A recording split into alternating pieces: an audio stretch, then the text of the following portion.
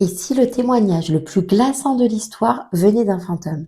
Vous n'allez pas me croire et c'est pourtant une histoire vraie.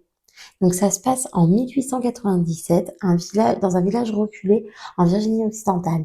Elva Zona Easter, 23 ans, est retrouvée morte chez elle.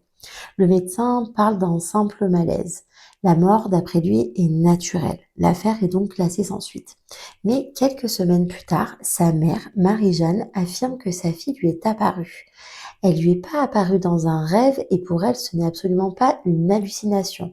Non, c'est un fantôme qui revient et elle revient 4 nuits de suite. Et elle lui dit une chose totalement terrifiante. Ce n'était pas un accident, mon mari m'a tuée. Ah, ça me donne des frissons. Donc elle a été étranglée et sa nuque a été brisée. Évidemment, personne ne croit Marie-Jeanne. C'est une mère en deuil qui est forcément en plein délire. C'est d'abord ce que les enquêteurs pensent. Marie-Jeanne insiste. Elle insiste encore, encore et encore, au point que les autorités acceptent d'exhumer le corps de sa fille. Et là, c'est un véritable choc. L'autopsie confirme exactement ce que le fantôme a révélé. Donc sa nuque a été cassée et elle a été victime d'une forte strangulation.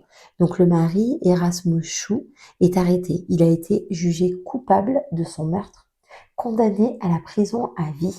Et le détail qui rend l'affaire complètement unique, c'est que c'est le témoignage d'un fantôme qui a déclenché toute l'enquête et a contribué à une condamnation réelle.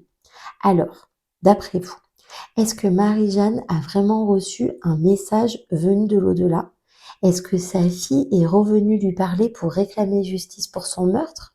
Ou alors est-ce une mère qui a été rongée par ses soupçons et qui a réussi à manipuler le système judiciaire jusqu'à faire éclater la vérité? C'est un Ou alors c'était vraiment un message surnaturel ou une intuition maternelle plus forte que la mort. D'après vous, qu'est-ce que vous en pensez de cette histoire?